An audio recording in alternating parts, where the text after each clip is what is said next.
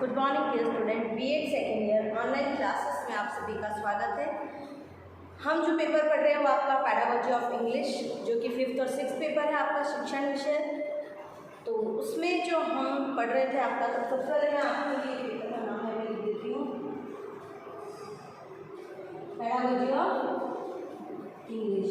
इसमें जो आपकी यूनिट चल रही है वो फर्स्ट यूनिट है। कौन सी यूनिट है?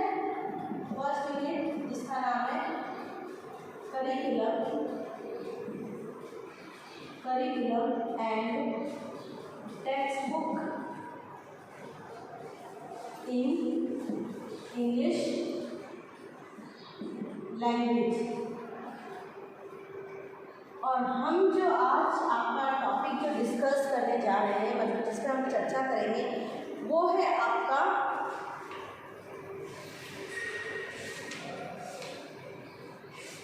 जो सजेशन आपके दिए जाते हैं, जो क्रिटिकल एप्रिसिएशन है या एवेल्यूशन है,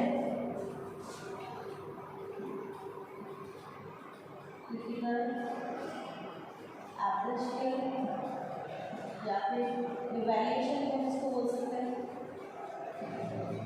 critical appreciation, evaluation of present syllabus, of present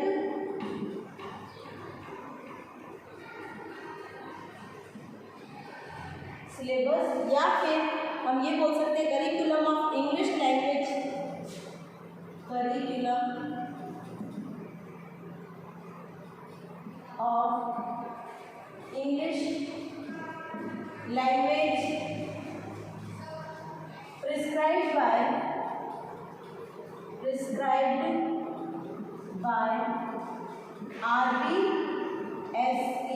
RBSE यानी कि Rajasthan board of Rajasthan secondary education, RBSE, और इसके साथ में आपका CBSE, board of secondary education central, यहाँ पे आपका आएगा सेंट्रल, और यहाँ में आपका राजस्थान, यानी राज्य से संबंधित, और यहाँ हो गया आपका केंद्र से संबंधित। यानी कि RBSE और CBSE के बोर्ड द्वारा जो आपकी लैंग्वेज का जो सिलेबस प्रिस्क्राइब किया है वो किस पे बेस्ड है, यानी किस पर आधारित है। तो इसको हम बोल सकते हैं जो प्रेजेंट सिलेबस है, वो भी आपके यदि क्वेश्चन आ जाते हैं कि प्रेजेंट सिलेबस क्या है आपका, तब भी आपको यही आंसर देना है। और RBSE और CBSE द्वारा क्या प्रिस्क्राइब किया गया, उसमें भी यदि आ जाए तो आपको यही आंसर देना है। तो थोड़ा सा मैं आपको बता दें कि इसके बारे में, the privileging curriculum does not cater to the educational object of the independent India. The present curriculum lacks the experience and activities which can make the children the best citizen. यानी कि जो सबसे बड़ी जो कमी पाई गई है हमारे करिकुलम के अंतर्गत, तो वो है सबसे ज़्यादा अनुभवों की, और जो एक्टिविटीज़ होती है, जो एक्सरसाइज है, क्योंकि विद्यार्थी कार्य को करके ही सीखता है। तो एक्टिविटीज़ जो और जो अनुभव है, उनकी बहुत बड़ी कमी पाई गई है आज के प्रेजेंट सिलेबस के अंदर हमारे, जो कि हमारे जो राष्ट्र के जो भावी नागरिक है उनकी बाधा के लिए एक बाधक तत्व की तरह कार्य करते हैं। According to the secondary education commission, there are following problems in existing curriculum. तो जो हमारे जो सेकेंडरी एजुकेशन कमीशन है, उन्होंने जो कमियां बताई कि क्या क्या कमियां हमारे सिलेबस के अंतर्गत है, क्या क्या प्रॉब्लम्स है जिसके कारण करिकुलम को फिर से बनाना पड़ा। तो सबसे पहला है नैरोअर बेसिस। सबसे पहला जो हम बात करेंगे वो है हमारा नैरोअर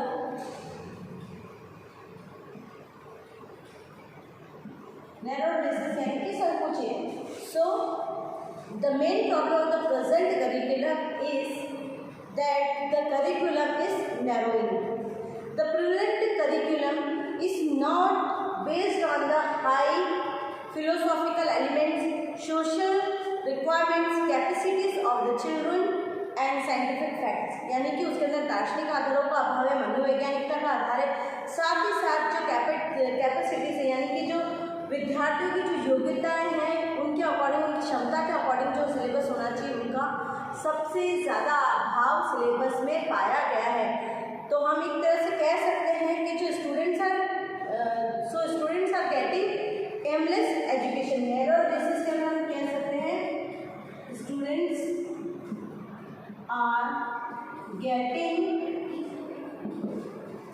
एमएस एजुकेशन कि उसमें कोई एम है ही नहीं, तो वो एजुकेशन जो उनको मिल रही है वो कैसी है, एकदम से एमलेस है, without any aim they are getting education. Next जो हम बात करते हैं वो है बुकिश एंड थियोरेटिकल नॉलेज। दूसरा है हमारा बुकिश एंड थियोरेटिकल नॉलेज, यानी कि सिर्फ उसके अंतर्गत एक पाठ्य पुस्तक के अंदर क्या है, प्रेजेंट जो करिकुलम मतलब present curriculum only give bookish and theoretical knowledge, यानी सिर्फ बुक में जो है सैद्धांतिक नॉलेज देता, पर they can not change the behaviour of the student, यानी कि व्यवहारिक नॉलेज उनको नहीं दे पा रहा है, सिर्फ बुकिश और थियोरेटिकल नॉलेज पे ही बेस्ड करिकुलम। और हमें जो शिक्षा महात्मा गांधी ने बताया, जो शिक्षा है जो जीने का तरीका है, तो जीने का तरीका कब आता है, जब विद्यार्थी में व्यवहारगत परिवर्तन होता है। व्यवहारगत परिवर्तन कब आता है, जब उसको व्यवहारगत शिक्षा दी जाती है। The education is based on behaviourism, यानी बिहेवियर में जो व्यवहार में उसके जीवन में जो दैनिक वो व्यवहार करा, उस चीज़ों में उसका परिवर्तन आता है, तो वो शिक्षा होती है। क्योंकि महात्मा गांधी, अकॉर्डिंग टू महात्मा गांधी, जो एजुकेशन है, education is a art of living. उन्होंने कहा है education is art of living, जीवन जीने का तरीका है, जीवन जीने की कला को ही हम शिक्षा कहते हैं। नेक्स्ट जो है वो हमारा अनरिलेटेड विथ लाइफ,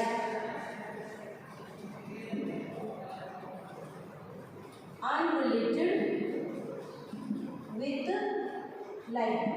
इसके अंदर भी यही है कि जब बुकिश और थियोरेटिकल नॉलेज मिलेगा तो वो लाइफ से कनेक्टेड नॉलेज नहीं मिल पाएगा। क्यों नहीं मिल पाएगा, क्योंकि व्यवहारिक जो जीवन जीने के लिए व्यवहारिकता का होना बहुत ज़रूरी। जीवन जीने के लिए हमें बुकिश और थियोरेटिकल नॉलेज काम में नहीं आता, हमारे जो काम में आता है वो आता है हमारा व्यवहारिक ज्ञान।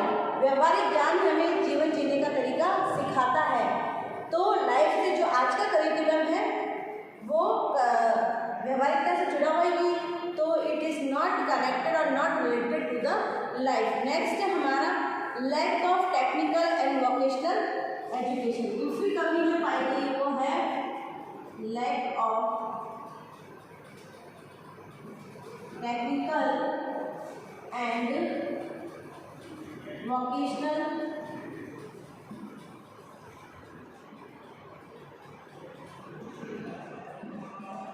टेक्निकल। आज का युग जो हमारा टेक्निकल है, तो करिकुलम में तकनीकी चीज़ों का उपयोग बिल्कुल भी नहीं है। उसे किस प्रकार से उपयोग में लेना वो नहीं किया। उसके साथ साथ वोकेशनल एजुकेशन यानी शिक्षा हमें जीवन जीना सिखाती है, तो जीवन को किस तरह से हमें आगे बढ़ाना है, किस तरह से हमें पार करना है, उसके लिए वोकेशनल एजुकेशन का होना ज़रूरी है। यानी कि हम जीविका का जो हमारी जीविका उपार्जन करना हमें किस प्रकार से करना है, तो वो हमें वोकेशनल एजुकेशन के अंदर सिखाता है। जैसे today whole world is busy in the industrial development. सब इंडस्ट्रियल डेवलपमेंट में they are too much busy.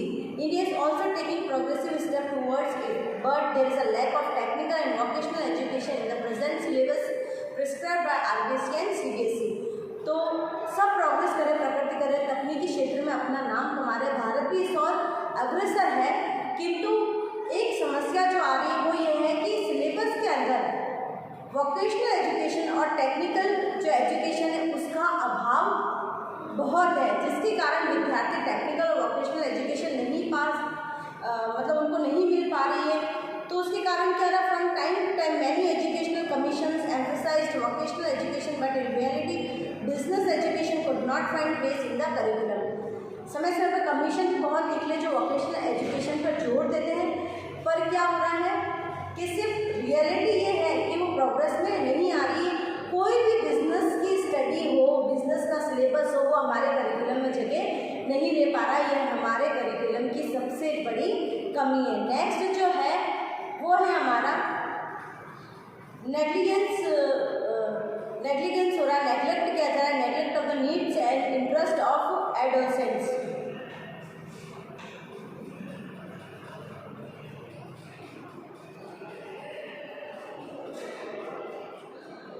Needs of adolescents यानी किशोरावस्था की जो आवश्यकताएं ज़रूरतें हैं उन चीज़ों को भी हमारे करिकुलम में नकारा गया है।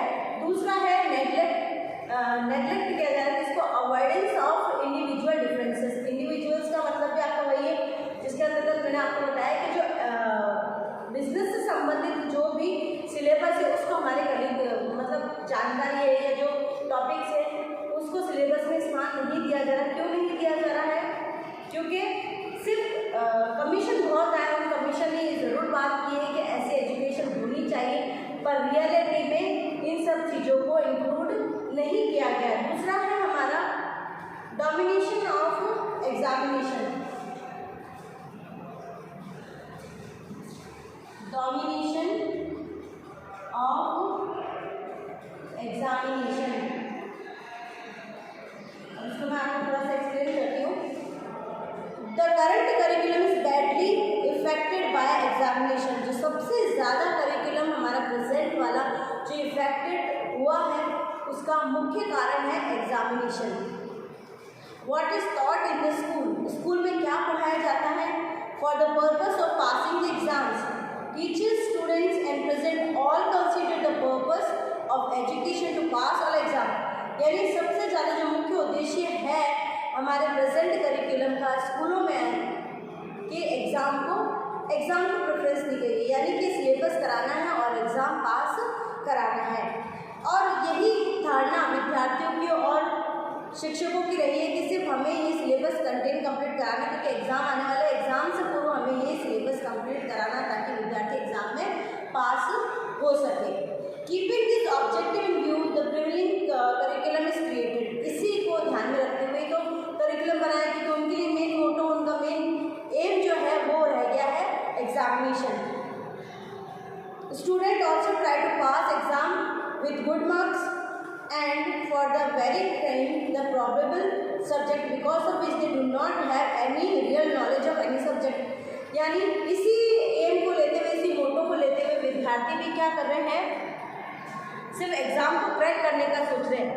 तो एग्ज़ाम को क्रैक करना है तो वो रट्टा मार के भी क्रैक करेंगे कि बस कैसे भी करके हमारे मार्क्स आ जाए और हम पास हो जाए। तो सबसे बड़ा जो हर्डल हमारे करिकुलम के अंदर सैद्धांतिकता का नॉलेज ज़्यादा दिया जा रहा है और सबसे बड़ा जो हर्डल है वो एग्जामिनेशन है। एग्जामिनेशन का फबिया ही ऐसा है कि टीचर्स ने भी अपने माइंड में यही बना रखा है कि हमें जो सिलेबस कंप्लीट कराना है सिर्फ वो एग्ज़ाम आने से पहले सिलेबस कंप्लीट हो जाए ताकि विद्यार्थी जब एग्ज़ाम दे तो उनका कोई भी क्वेश्चन आउट ऑफ सिलेबस ना हो और वे पास हो जाए। इसी उद्देश्य को विद्यार्थियों ने भी अपने माइंड में रखा। देखिए फिर माइंड कि हमें एग्ज़ाम में पास होना है तो हमें किसी भी तरह उसको पढ़ना है, चाहे रेटाफिकेशन करनी हो तो रेटाफिकेशन करेंगे, पर रियल में जो उसका व्यवहारिक नॉलेज है या रियल में उस सब्जेक्ट का उन्हें ज़ीरो नॉलेज है, सिर्फ उन्होंने रट के एग्ज़ाम को क्लियर करने की धारणा अपने मन में बिठा रखी है। तो जो सबसे ज़्यादा हमारा जो सिलेबस का एग्जिस्टिंग का जो प्रॉब्लम आई है वो आई है एग्जामिनेशन के कारण। और आप लोग भी इसको अपने से रिलेट करके देख सकते हैं। जैसे मान लीजिए क्लास आपकी चल रही है, जैसे आप सेल्फ स्टडी करते हैं तो सेल्फ स्टडी में कई बार होता है कि आप बीए की क्लासेस ले रहे हो, कहीं पे टीचर्स आपके अवेलेबल होते हैं, हायर स्कूलों में हायर क्लासेस के अंदर टीचर्स अवेलेबल होते हैं, कई जगह नहीं होते हैं। तो जो हम सेल्फ स्टडी करते हैं तो हमें कोई गाइडेंस नहीं मिलती, हम एक बुक पढ़ते हैं उसको पढ़ लेते हैं, कुछ चीज़ें हम छोड़ भी देते हैं, कुछ चीज़ों को पढ़ के आगे बढ़ भी जाते हैं। किस लिए? सिर्फ मार्क्स के लिए कि हम इतना सिलेबस कवर कर लेंगे तो हमारे मार्क्स आ जाएंगे, भले ही उस विषय के बारे में हमें जानकारी हो या ना हो। तो ये जो आज हमने पढ़ा था, जो प्रेजेंटिंग जो करिकुलम ऑफ इंग्लिश लैंग्वेज है डिस्क्राइब बाय आरबीएसई और सीबीएसई, इसके अंदर क्या क्या प्रॉब्लम्स है, क्या क्या हर्डल्स है, क्या क्या कमियां हैं, उन चीज़ों को आज हमने पढ़ा था। क्योंकि इसका जो है वो आपने देखा क्रिटिकल एप्रिसिएशन आपको या इवैल्यूएशन देना है, एक आलोचनात्मक मूल्यांकन करना है जो सिलेबस प्रिस्क्राइब भी किया गया आरबीएसई और सीबीएसई द्वारा, तो उसके बारे में आज हमने यहाँ पर पढ़ा था। यदि आपको इसमें कुछ भी प्रॉब्लम है, यदि समझ में नहीं आए तो आप मुझसे पूछ सकते हैं। आज के लिए इतना ही। Thank you so much.